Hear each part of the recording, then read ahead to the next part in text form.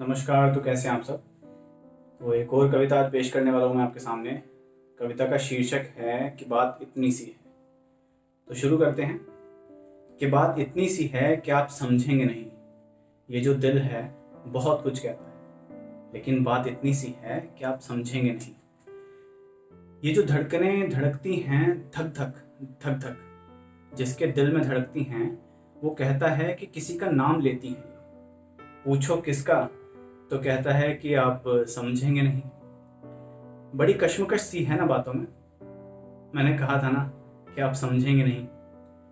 सम्मेलन होता है, भीड़ बहुत आती है, कभी कविता पढ़ता है और तालियां बज जाती हैं।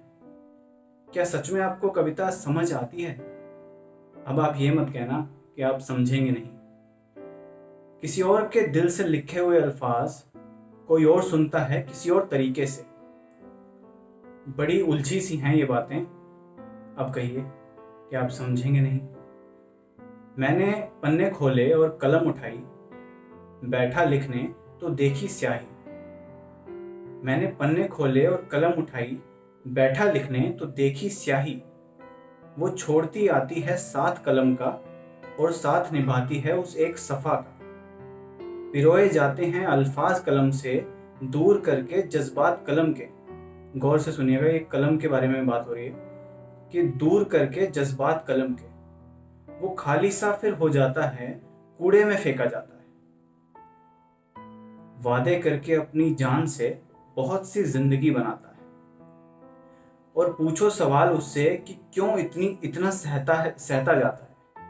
कि मतलब कलम से सवाल पूछा जाता है कि क्यों इतना सहता जाता है।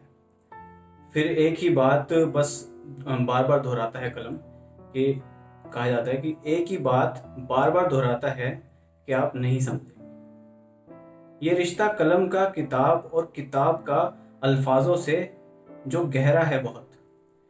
ये रिश्ता किताब और किताब का अल्फाजों से जो गहरा है बहुत, बहुत मुश्किल है समझना।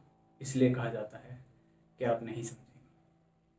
शुक्रिया। अगर पसंद आई कविता तो शेयर ज़रूर करें, अपनी राय कमेंट में ज़रूर मेंशन करें and subscribe my channel. Thank you so much.